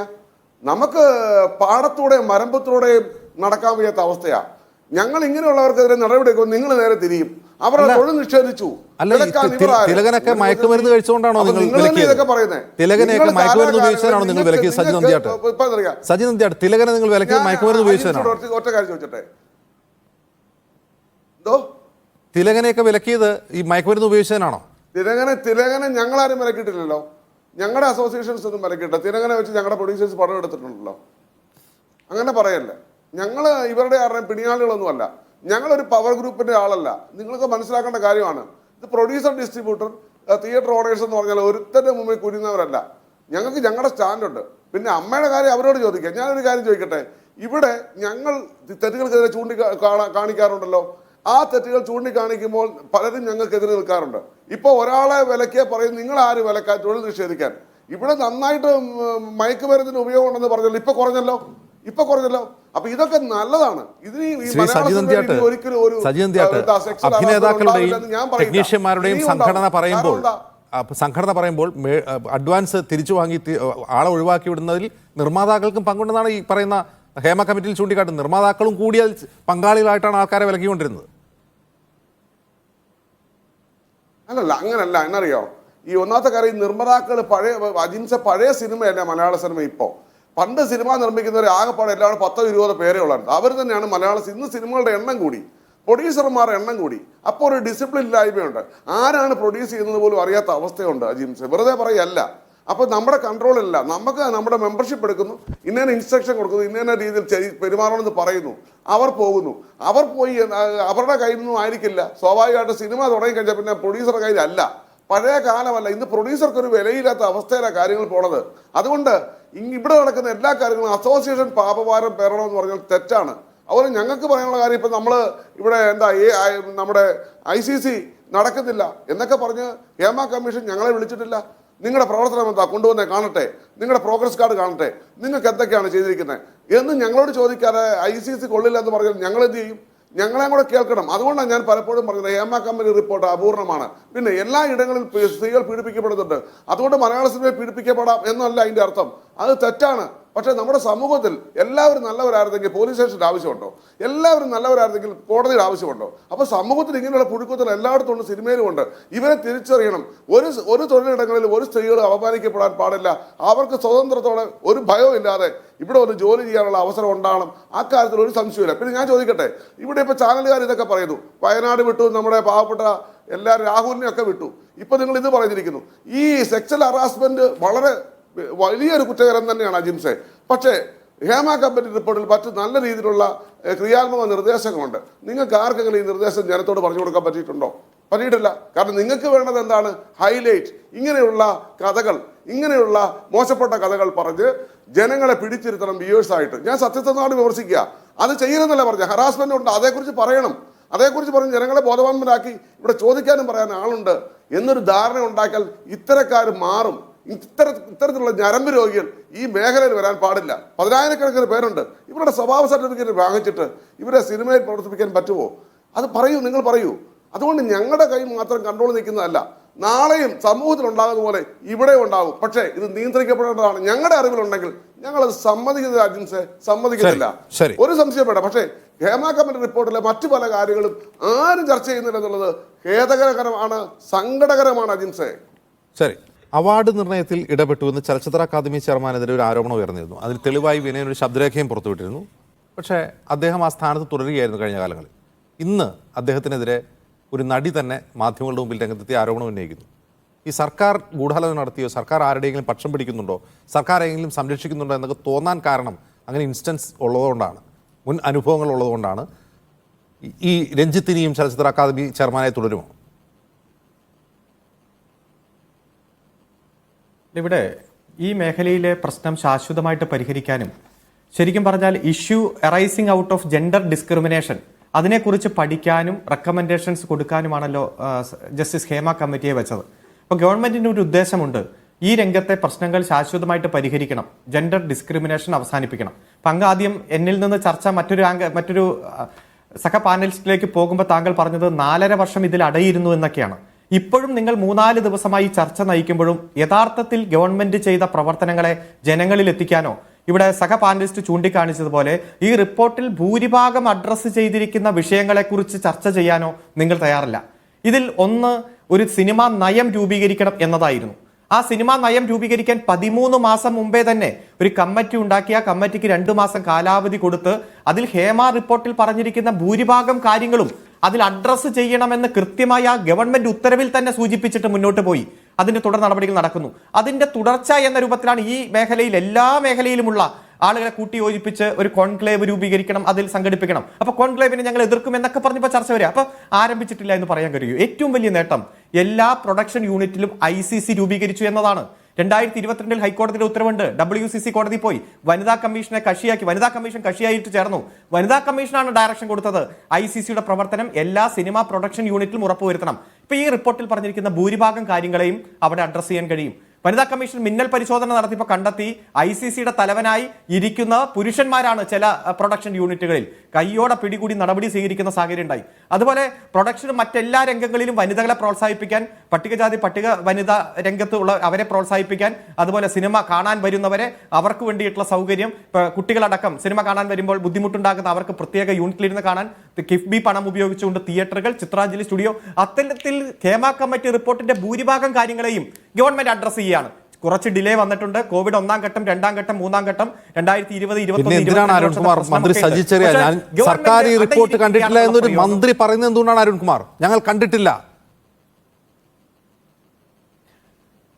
അല്ല, ഞാൻ കൃത്യമായി ചെയ്തപ്പോ ഞാൻ വേണമെങ്കിൽ ഈ ഗവൺമെന്റ് ഉത്തരവ് താങ്കൾക്ക് അയച്ചു തരാം. ഈ ഗവൺമെന്റ് ഉത്തരവ് സൂചിപ്പിച്ചത് അങ്ങനെ ചെയ്തിട്ടുണ്ട്. നിങ്ങൾ ഹേമ കമ്മിറ്റി റിപ്പോർട്ട് വായിച്ചിട്ടുണ്ട്. സജി ചെറിയ നുണ പറഞ്ഞതാണ്. ഓക്കെ, ഒരു ആക്ഷൻ ടേക്കൺ റിപ്പോർട്ട് വെക്കണ്ടേ സഭയിൽ? വയ്ക്കാൻ പറ്റില്ല. ജുഡീഷ്യൽ കമ്മീഷൻ റിപ്പോർട്ട് ആണെങ്കിൽ മാത്രമേ നിയമസഭയിൽ വയ്ക്കേണ്ടതുള്ളൂ. നിയമസഭയുടെ പരിഗണനയ്ക്ക് അതിന്റെ ആക്ഷൻ ടേക്കൺ റിപ്പോർട്ട് വെക്കേണ്ടതുള്ളൂ. It is not a commission, it is only a committee. നിങ്ങൾ ഈ ഹേമ കമ്മിറ്റി നിർദ്ദേശപ്രകാരമാണ് ICCകൾ സ്ഥാപിക്കാൻ നടപടിയെടുത്തെന്നാണോ പറയുന്നത്? ഹേമ കമ്മീഷൻ പറഞ്ഞുകൊണ്ടാണ് ICCകൾ സ്ഥാപിക്കാൻ നടപടിയെടുത്തത് എന്നാണോ നിങ്ങൾ പറയുന്നത്? അല്ല, ഞാൻ ക്ലാരിറ്റിയോടെ പറഞ്ഞല്ലോ. ബഹുമാനപ്പെട്ട ഹൈക്കോടതിയിൽ കൃത്യമായി റിട്ട് പെറ്റീഷൻ നമ്പർ 33/994/2018 കേസ് 17/3/2022 വിധി പറഞ്ഞപ്പോൾ പുറത്തു വരാൻ കോടതി വേണ്ടി വന്നു. അല്ലാണ്ട് സർക്കാർ സ്വമേധയാ ഒരു നയത്തിന്റെ അടിസ്ഥാനത്തിൽ ചെയ്തതല്ല ഇതൊന്നും. അല്ല, ഒരു നിങ്ങൾ ഇങ്ങനെ സർക്കാരിനെ നിങ്ങൾക്ക് എതിർക്കാം. അല്ല, സർക്കാരിനെ നിങ്ങൾക്ക് എതിർക്കാം, സർക്കാരിനെതിരെ വിമർശനം ഉന്നയിക്കാം. പക്ഷെ അത് വസ്തുതാപരമായിരിക്കണം. 2018 വന്ന കേസ്, പെൻഡിങ് നിൽക്കുന്ന കേസ്, 2018 ICC കൊടുത്ത WCC കൊടുത്ത കേസ്, ആ കേസിന്റെ വിധി വരുമ്പോ കോടതി പറഞ്ഞിട്ടാണല്ലോ. അതിനിടയിൽ തന്നെയാണ് ഹേമ കമ്മിറ്റിയുടെ റിപ്പോർട്ട് വന്നത്. ഈ ഗവൺമെന്റ് ഉത്തരവ് ഒന്ന് വായിച്ചേ. ഈ വാദം കൊണ്ടുവന്ന് ഞങ്ങൾ ഹേമ കമ്മിറ്റി റിപ്പോർട്ടിൽ അടയിരുന്നതല്ല, ഞങ്ങൾ അത് കണ്ട് അതിൽ കാര്യങ്ങൾ ചെയ്തു എന്ന് പറയാനാണ്. ഇതൊന്നും നിങ്ങൾ നയപരമായി ചെയ്ത കാര്യമല്ല. ഈ റിപ്പോർട്ട് സർക്കാർ വായിച്ചിട്ടേ ഇല്ല എന്നാണ് സിനിമാ മന്ത്രി പറയുന്നത്. ആര് പറയുന്നത് ഞാൻ വിശ്വസിക്കേണ്ടത്? നിങ്ങൾ ഇപ്പൊ ഞാൻ വായിക്കാം, ഗവൺമെന്റ് ഉത്തരവ് ഞാൻ വായിക്കാം, ഒറ്റ വരിയെ വായിക്കുന്നുള്ളൂ. അല്ലാതെ ഞാനിത് സമർപ്പിക്കാൻ എത്ര നോക്കിയാലും നിങ്ങൾ കണ്ണടച്ച് ഇരുട്ടാക്കാൻ ശ്രമിക്കുകയാണ്. ഇത് ഒറ്റ വരി താങ്കളൊന്ന് കേൾക്ക്. പ്രസ്തുത സിനിമ കരട് നയം തയ്യാറാക്കുമ്പോൾ ജസ്റ്റിസ് ഹേമ കമ്മിറ്റിയുടെ ശുപാർശകൾ കൂടി പരിശോധിച്ച് ഉചിതമായ നിർദ്ദേശങ്ങൾ അതിൽ ഉൾക്കൊള്ളിക്കാനും സിനിമയിലെ pre production, production, post production, distribution, exhibition എന്നീ വിവിധ മേഖലകളിൽ പ്രവർത്തിക്കുന്നവരുടെ അഭിപ്രായം കണക്കിലെടുക്കുക. ഇതൊക്കെ ഈ 13 മാസം മുമ്പേ തന്നെ ഗവൺമെന്റ് ഉത്തരവിൽ പെടണമെങ്കിൽ ഈ റിപ്പോർട്ടിൽ ഞങ്ങൾ അടയിരിക്കുകയാണെന്ന് നിങ്ങൾ എത്ര പ്രചരിപ്പിക്കാൻ ശ്രമിച്ചാലും നടപടിയെടുക്കുമെന്ന് 13 മാസം മുമ്പുള്ള ഉത്തരവിൽ പറയുന്നു. 2021 ഡോക്ടർ MK മുനീറിനോട് മന്ത്രി ബാലൻ പറയുന്നു ഞങ്ങളത് പരിശോധിച്ച് വരികയാണ്, ഞങ്ങൾ അത് നടപടി സ്വീകരിക്കുമെന്ന് പറയുന്നു. ഇപ്പോഴത്തെ സിനിമാ മന്ത്രി പറയുന്നു ഞങ്ങൾ കണ്ടിട്ടേ ഇല്ല എന്ന് പറയുന്നു. ഇല്ല, ഗവൺമെന്റ് ഉത്തരവൊക്കെ നമ്മുടെ മുന്നിലുണ്ടല്ലോ. നിങ്ങൾ ഈ ഗവൺമെന്റിനെ അക്യൂസ് ചെയ്യാൻ ഓരോന്ന് കൊണ്ടുവരുമ്പോൾ അത് കുമ്മള പൊട്ടിപ്പോകുന്ന പോലെ പൊട്ടിപ്പോവുക, ബലൂൺ പൊട്ടിപ്പോകുന്ന പോലെ പൊട്ടിപ്പോവുക. നിങ്ങളുടെ ശൈലി ഇതാണ്. നിങ്ങൾ ഗവൺമെന്റിനെ ആക്രമിച്ചോ, പക്ഷെ വസ്തുതാപരമായി ഈ മേഖലയിലെ പ്രശ്നം പരിഹരിക്കാൻ കള്ളം പറഞ്ഞാൽ ചോദ്യം ചെയ്യും. അല്ല, ആയിക്കോട്ടെ. നിങ്ങൾ പറഞ്ഞല്ലോ ഗവൺമെന്റ് ഇടപെട്ട് ഇന്ന് കുറെ പാരഗ്രാഫ് വെട്ടിമാറ്റി. എന്ത് തെളിവ്? ഞാൻ ചോദിച്ചല്ലോ, എന്ത് വസ്തുതയുടെ അടിസ്ഥാനത്തിൽ? ഇത് വെട്ടിമാറ്റുന്ന ഉദ്യോഗസ്ഥൻ ശമ്പളം കൊടുക്കുന്ന സർക്കാരാണ്. ഇത് വെട്ടിമാറ്റുന്ന ഇൻഫർമേഷൻ ഓഫീസർ ഒരു സർക്കാർ ഉദ്യോഗസ്ഥനാണ്. സർക്കാർ ഉദ്യോഗസ്ഥൻ ചെയ്യുന്നതൊന്നും അയാൾ സ്വന്തം ഇഷ്ടപ്രകാരം ആ കോടതി ഉത്തരവുണ്ട് അല്ലെങ്കിൽ കമ്മീഷൻ ഉത്തരവുണ്ട് നേരി ചെയ്യുന്നതല്ല. അതിൽ സർക്കാരിന്റെ ഇച്ഛയുണ്ടാകും. ഉണ്ടാകും. കമ്മീഷണറുടെ ഉത്തരവ് ആ ഓഫീസർ നടപ്പാക്കേണ്ട. ഞാൻ ആ കമ്മീഷണറുടെ ഉത്തരവിൽ 2 പാരഗ്രാഫ് വായിച്ചല്ലോ. താങ്കൾക്ക് ഇത് വായിച്ച് മനസ്സിലാക്കാനുള്ള എല്ലാ കഴിവുമുള്ള ആളല്ലേ. എന്നിട്ട് നിങ്ങൾക്ക് സർക്കാരിനെ അക്യൂസ് ചെയ്യണം. ചെയ്തോളൂ. നിങ്ങൾ സർക്കാരിനെ അക്യൂസ് ചെയ്യുന്നതോടും ജനങ്ങളുടെ അംഗീകാരം ഞങ്ങൾക്ക് കൂടും. ഞങ്ങളിപ്പോ നടിയെ ആക്രമിച്ച കേസുണ്ടായി, അതിലെ പ്രതിയെ സംരക്ഷിക്കാൻ പോയതും അതിന്റെ കൂടെ നിന്ന് സെൽഫി എടുത്തതും അതിലെ ഏറ്റവും ഒന്നാം പ്രതിക്കെതിരെ തോളിൽ കൈയിട്ട് ഫോട്ടോ എടുത്തതും അതുപോലെ തന്നെ MP പോയി സെൽഫി എടുത്തതും ഇതൊക്കെ UDF നേതാക്കന്മാർ ചെയ്യുമ്പോൾ നിങ്ങൾ ആരാണ് വേട്ടക്കാരനൊപ്പം ആരാണ് ഇരയ്ക്കൊപ്പം എന്നൊക്കെ നിങ്ങൾക്ക് അറിയാം. പക്ഷെ നിങ്ങൾക്ക് ഗവൺമെന്റിനെ അക്യൂസ് ചെയ്യാൻ എന്തെങ്കിലും കിട്ടുമെങ്കിൽ അതിന്റെ പുറകെ തന്നെ പോയിക്കോ. പക്ഷെ പൊതുസമൂഹത്തിൽ ഇതൊക്കെ ഉണ്ട്. ഞങ്ങൾ ഒരാളെയും ഒരു കുറ്റവാളിയെയും സംരക്ഷിക്കാൻ ഞങ്ങൾ തയ്യാറാകില്ല. ഞങ്ങൾ ഈ റിപ്പോർട്ടിന്റെ തുടർന്ന് ചെയ്യേണ്ട എല്ലാ തുടർ നടപടികളും സ്വീകരിക്കും. ഈ മേഖലയിലെ ജെൻഡർ ഡിസ്ക്രിമിനേഷൻ ഞങ്ങൾ അവസാനിപ്പിക്കും. സിനിമാ നയം രൂപീകരിക്കും. ഒരു ട്രൈബ്യൂണൽ രൂപീകരിക്കും. ഏത് ഇഷ്യൂ ഇവിടെ ഉയർന്നു വന്നാലും കൃത്യമായി നീതി നിർവഹണം നടത്താനുള്ള സംവിധാനം ഈ ഗവൺമെന്റിന്റെ കാലാവധി തീരുന്നതിന് മുമ്പ് ആരൊക്കെ എതിർത്താലും ഇവിടെ നടപ്പാക്കും. ഗവൺമെന്റിന്റെ പരിമിതികൾ ഹൈക്കോടതി മനസ്സിലാക്കിയിട്ടുണ്ട്. അതുകൊണ്ട് തുടർ നടപടിക്ക് ബഹുമാനപ്പെട്ട ഹൈക്കോടതി ഡിവിഷൻ ബെഞ്ചിന്റെ ഉത്തരവിനെ തുടർന്ന് വരാൻ പോകുന്ന കൃത്യമായ ഉത്തരവ് ഞങ്ങൾ നടപ്പാക്കും. ഒരു സംശയമില്ല. ശരി, ശ്രീ ഹരീഷ് വാസുദേവൻ, ഒരു സർക്കാർ ഒരു കമ്മിറ്റി നിയോഗിക്കുന്നു. സർക്കാർ കമ്മീഷനെ അല്ല, ഒരു കമ്മിറ്റിയാണ്, നിർദ്ദേശങ്ങൾ സമർപ്പിക്കുന്നു. പക്ഷേ അതിനെ തുടർന്ന് സർക്കാർ എല്ലാ കാര്യങ്ങളും ചെയ്യുന്നു എന്ന് പറയുന്നു. സിനിമാ നയം രൂപീകരിക്കുന്നു എന്ന് പറയുന്നു. സർക്കാർ ഈ റിപ്പോർട്ട് കണ്ടിട്ടില്ല എന്ന് സർക്കാർ പറയുന്നു. മന്ത്രി തന്നെ പറയുന്നു. ഇതിലേതാണ് വിശ്വസിക്കേണ്ടത്? സർക്കാർ യഥാർത്ഥത്തിൽ ഇത് കണ്ടു കാണുമോ? ഇത് വായിച്ചിട്ട് അതിൻ്റെ നയത്തിൻ്റെ അടിസ്ഥാനത്തിലായിരിക്കുമോ ഇതൊക്കെ ചെയ്യുന്നത്?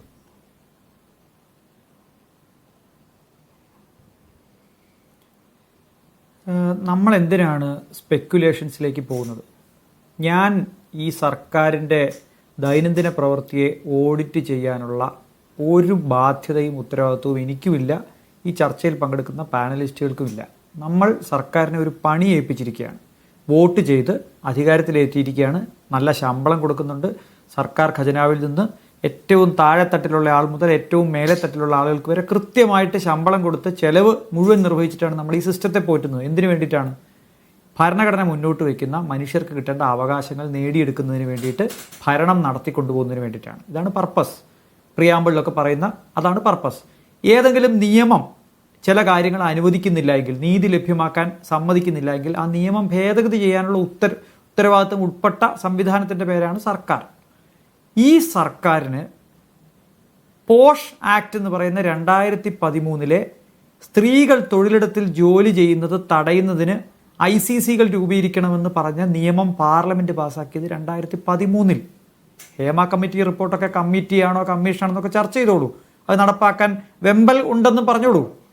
ഈ സർക്കാരും കഴിഞ്ഞ സർക്കാരും 2013 ഇന്ത്യയിൽ മുഴുവൻ നിലവിൽ വന്ന ഒരു കമ്മിറ്റി റിപ്പോർട്ട് നടപ്പാക്കാൻ 2018 സ്വന്തം കയ്യിൽ നിന്ന് പണം ചെലവാക്കി WCC കോടതിയിൽ പോകുന്നത് വരെ എന്തെടുക്കുകയായിരുന്നു? സർക്കാർ ഇപ്പോൾ പറയുന്നത് ഞങ്ങൾ പോഷ് ആക്ട്, നിങ്ങൾ നോക്കൂ, കഴിഞ്ഞ 2-3 ദിവസത്തെ ക്യാപ്സ്യൂൾ നോക്കൂ, ഞങ്ങൾ പോഷ് ആക്ടിന്റെ ICC നടപ്പാക്കി. ഇനി ഒരു 2 വർഷം 3 വർഷം കൂടി കഴിഞ്ഞാൽ അജിംസെ ഈ ജനം മുഴുവൻ മറന്നുപോകും. അപ്പോൾ പറയുന്നത് എന്താ അറിയോ? ഞങ്ങൾ ഹേമ കമ്മിറ്റി റിപ്പോർട്ട് പുറത്തുവിട്ടു. ഞങ്ങൾ എന്ന് പറഞ്ഞാൽ ആരാ? ഞങ്ങളും കമ്മീഷനും കൂടി. കാരണം കമ്മീഷൻ ഞങ്ങളുടെ ആളാണ്. കമ്മീഷൻ സർക്കാരിനെ വിമർശിച്ചാൽ കമ്മീഷൻ വേറെ. കമ്മീഷൻ പറഞ്ഞത് സർക്കാർ അനുസരിച്ച് റിപ്പോർട്ട് പുറത്തു കൊടുത്താൽ കമ്മീഷനും സർക്കാരിൻ്റെ ഭാഗം. ഉദ്യോഗസ്ഥ കൊടുക്കാതിരിക്കാനുള്ള കാരണം പറഞ്ഞാൽ അത് സർക്കാരിൻ്റെ നയം, മുഖ്യമന്ത്രി പ്രസ്താവിക്കും. അതേസമയം ഉദ്യോഗസ്ഥയ്ക്ക് എന്തെങ്കിലും തെറ്റുപറ്റിയാൽ അത് ഉദ്യോഗസ്ഥ. അവരെന്താ സർക്കാരല്ലേ? ഈ പബ്ലിക് ഇൻഫർമേഷൻ ഓഫീസർ എന്ന് പറയുന്നത് സർക്കാരല്ല. എനിക്ക് മനസ്സിലായിട്ടില്ല, കേരളത്തിലെ ഒരു പോലീസ് ഉദ്യോഗസ്ഥൻ ഒരാളെ ആക്രമിച്ചാൽ, ഒരു തെറ്റ് ചെയ്താൽ, ഒരു വില്ലേജ് ഓഫീസർ തെറ്റ് ചെയ്താൽ എന്താണ് നമ്മൾ പറയുക? സ്റ്റേറ്റിൻ്റെ ഡെഫിനിഷനിൽ, ആർട്ടിക്കിൾ 12 ഡെഫിനിഷനിൽ വരുന്ന ആളുകളാണ് ഇവരെല്ലാവരും. സ്റ്റേറ്റിൻ്റെ ഭാഗമാണ് ഇവരെല്ലാവരും. പിന്നെ സ്റ്റേറ്റ് അല്ലാന്ന് പിന്നെ നമ്മൾ വേറെ ആരെയാണ് കുറ്റപ്പെടുത്തി? ഇവർ പ്രൈവറ്റ് വ്യക്തികളാണോ? ഇതൊക്കെ കേട്ടോണ്ടിരിക്കുന്ന ആളുകൾക്ക് ഇത് മനസ്സിലാവില്ലേ? സെക്രട്ടേറിയറ്റിൽ ഇരിക്കുന്ന അണ്ടർ സെക്രട്ടറി സർക്കാരിൻ്റെ ഭാഗമല്ലെന്നാണ് ഇവർ പറയുന്നത്. ഈ അണ്ടർ സെക്രട്ടറി കത്തെഴുതിയാൽ, താഴോട്ട് ആർക്കെങ്കിലും കത്തയച്ചാൽ, ഏതെങ്കിലും ഒരു പഞ്ചായത്തിനോ മുനിസിപ്പാലിറ്റിക്കോ കത്തയച്ചാൽ സർക്കാർ ഗവൺമെന്റ് വെച്ചിട്ടാണ് പുറത്തുവിടണമെന്നാണ് താങ്കൾ ആഗ്രഹിക്കുന്നത്. ഇന്നലെ താങ്കൾ പറഞ്ഞു അഡ്വക്കേറ്റ് ജനറൽ ഇതിവിടെ ആർഗ്യൂ ചെയ്തത് പ്രതികൾക്ക് വേണ്ടിയിട്ടാണെന്ന് പറഞ്ഞു.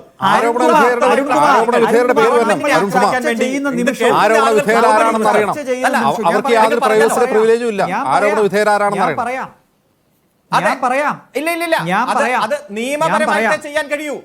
ജൂലൈ മാസം 18-ാം തീയതിയിലെ കവറിൽ ഹാജരാക്കും. അന്നേരം നമുക്കറിയാം ഒരാളെയും ഈ ഗവൺമെന്റിനെ പ്രൊട്ടക്ട് ചെയ്യേണ്ട കാര്യമില്ല. വസ്തുതാ വിരുദ്ധമായിട്ടുള്ള ആരോപണം അങ്ങ് ഉന്നയിക്കുക കയ്യിലില്ല. എന്ത് തെളിവാ നിങ്ങളുടെ കയ്യിലുള്ളത്? നിയമവ്യവസ്ഥയോട് അല്പമെങ്കിലും ബഹുമാനം കാണിക്കൂ. ആളുകളുടെ സാമാന്യ യുക്തിയെ ചോദ്യം ചെയ്യല്ലേ? ആളുകളുടെ യുക്തിയല്ല, ആളുകളുടെ താങ്കളുടെ യുക്തിയാ സാമാന്യ ചോദ്യം യുക്തിയെ ചോദ്യം ചെയ്യല്ലേ? ചെയ്തത്. നമ്മൾ ഇത് ഗവൺമെന്റ് ചർച്ച ചെയ്യുന്ന മനഃപൂർവ്വം നിമിഷം സ്വാധീനിച്ച് ഇവിടെ വിവരാവകാശ കേൾക്കൂ, ഓഫീസർ കേൾക്കൂ, ഇങ്ങനെ ചെയ്തു എന്ന് കേൾക്കൂ, പറയാൻ എന്ത് തെളിവാണ് താങ്കളുടെ കേൾക്കൂ. കയ്യിലുള്ളത്? ഹാജരാക്കൂ. കേക്കൂ, ചരിത്രം കുറെ കേട്ടു, 2-3 ദിവസമായിട്ട് കേൾക്കണേ. വിവരാവകാശ ഓഫീസറെ ഗവൺമെന്റിന്റെ സ്വാധീനിച്ചു എന്ന് പറയാൻ എന്ത് ആ, തെളിവാണ് ഗവൺമെന്റ് താങ്കൾക്ക് ഇൻഫർമേഷൻ പൊതുസമൂഹത്തിൽ മറുപടി കേൾക്കൂ. സ്വാധീനിക്കേണ്ട മറുപടി കാര്യം കേൾക്കൂ. എന്താണ് നിങ്ങൾ ചോദ്യം ചെയ്തിട്ട് പോലെ. ഒരു സർക്കാരിന് ആ സർക്കാർ ശമ്പളമുള്ള ഉദ്യോഗസ്ഥനെ സ്വാധീനിക്കേണ്ട കാര്യം എന്താണ്? ആ സർക്കാരിന്റെ നയമാണ് ഉദ്യോഗസ്ഥർ നൽകി തർക്കിക്കേണ്ട കാര്യമില്ല. കിടക്കല്ലേ, ഞാൻ പറയുന്നത് കേൾക്കൂ. ശരി, ആരീഷ് പൂർത്തിയാക്കൂ. മാത്രമല്ലെന്നേ, അല്പമെങ്കിലും സർക്കാരിനെ ന്യായീകരിക്കുമ്പോൾ നാണം വേണ്ടേ? ഈ ഉത്തരവ് കിടക്കല്ലേ ജൂലൈ മാസത്തെ. നിങ്ങൾ ആ ഉത്തരവ് ഇന്ന് നമ്മുടെ മുമ്പിൽ നിയമപരമായി നിലനിൽക്കുന്ന ഉത്തരവിനകത്ത്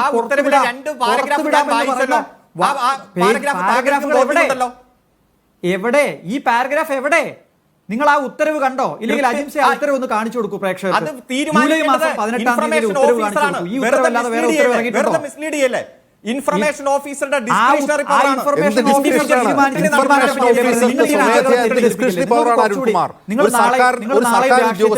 സർക്കാർ നയത്തിന് വിരുദ്ധമായി എന്ത് ഡിസ്ക്രിഷണറി പവറാണ്? ജനങ്ങളെ കാണേണ്ട ആളല്ലേ? ഇങ്ങനെ തെറ്റിദ്ധരിപ്പിക്കാമോ? ശരി, ഞാൻ വരാം. പ്രധാനപ്പെട്ട ചോദ്യം, ഹേമ കമ്മിറ്റി റിപ്പോർട്ട്. ഒരു നിമിഷം നൗഷാദ് അലി, ഹേമ കമ്മിറ്റി റിപ്പോർട്ട് ഇത്രയും നാൾ സർക്കാർ അതിൽ അടയിരിക്കുകയായിരുന്നു പ്രതിപക്ഷ നേതാവ് ആരോപിക്കുമ്പോൾ അതേക്കുറിച്ചൊരു ഫോളോ അപ്പും പ്രതിപക്ഷം നടത്തിയിട്ടില്ല. പകരം ഇത്തരം പ്രതികളുടെ കൂടെ സെൽഫി എടുക്കുകയായിരുന്നു പ്രതിപക്ഷ നേതാക്കൾ എന്നാണ് അരുൺകുമാറിന്റെ ആരോപണം.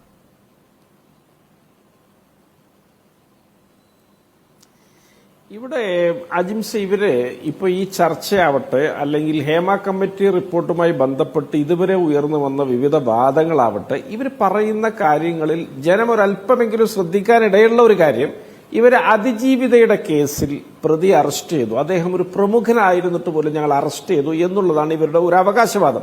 ബാക്കി എല്ലാ കാര്യങ്ങളും ഇൻഫർമേഷൻ ഓഫീസർ ചെയ്തു കഴിഞ്ഞാൽ അത് സർക്കാരല്ല. മന്ത്രിക്ക് അറിയാത്ത കാര്യം CPM-ന് മുൻകൂട്ടി അറിഞ്ഞിട്ട് അവരിവിടെ നയം രൂപീകരിച്ചു എന്നൊക്കെയുള്ള വാദങ്ങളൊക്കെ ആ പറയുന്ന വേളയിൽ തന്നെ സോപ്പ് കുമ്പള പോലെ ഇവിടെ തകർന്നടഞ്ഞുകൊണ്ട് ഞാൻ അതിലേക്ക് പോകുന്നില്ല.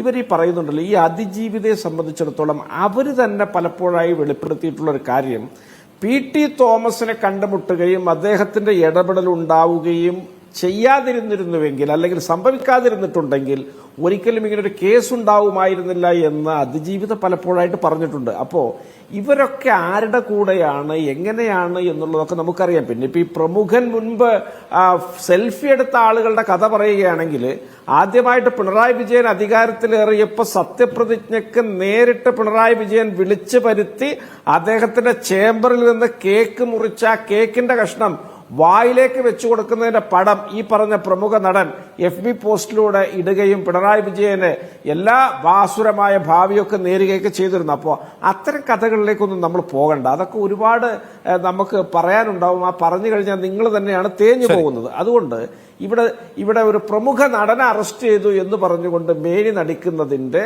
പുറംപൂച്ച് വളരെ ലളിതമായ ഭാഷയിൽ പറഞ്ഞാൽ ഇത്ര മാത്രമേ ഉള്ളൂ. ഇവിടെ ഈ മേഖലയിലുടനീളം, ഈ വിഷയത്തിലുടനീളം നടന്നിട്ടുള്ള എല്ലാ തരത്തിലുള്ള മുന്നേറ്റങ്ങളോ ഇത്തരത്തിലുള്ള തിരുത്തൽ നടപടികളോ അതിനോടൊക്കെ മുഖം തിരിഞ്ഞു മാത്രം പ്രതികരിക്കുകയും അവസാനം കോടതികളുടെ ഇടപെടലുകൾ ഉണ്ടാകുമ്പോൾ നിർബന്ധപൂർവ്വം സഹിക്കവയ്യാതെ ഓരോ കാര്യങ്ങൾ ചെയ്യുകയും ചെയ്യേണ്ടി വന്നു.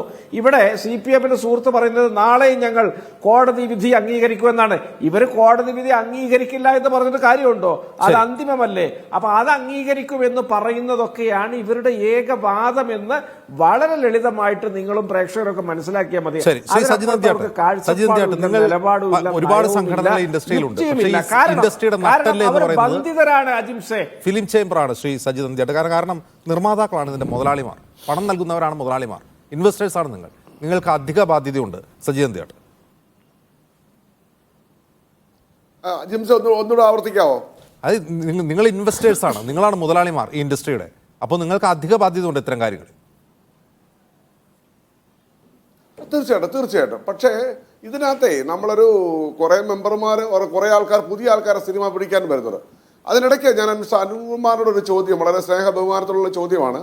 ഈ ICC നടപ്പിലാക്കുന്നത് വനിതാ കമ്മീഷന്റെ നിർദ്ദേശപ്രകാരം ഫിലിം ചേംബറാണ് കേട്ടോ. അത് അദ്ദേഹം തെറ്റിദ്ധരിച്ച് സംസാരിച്ചോ എന്ന് എനിക്കറിയില്ല.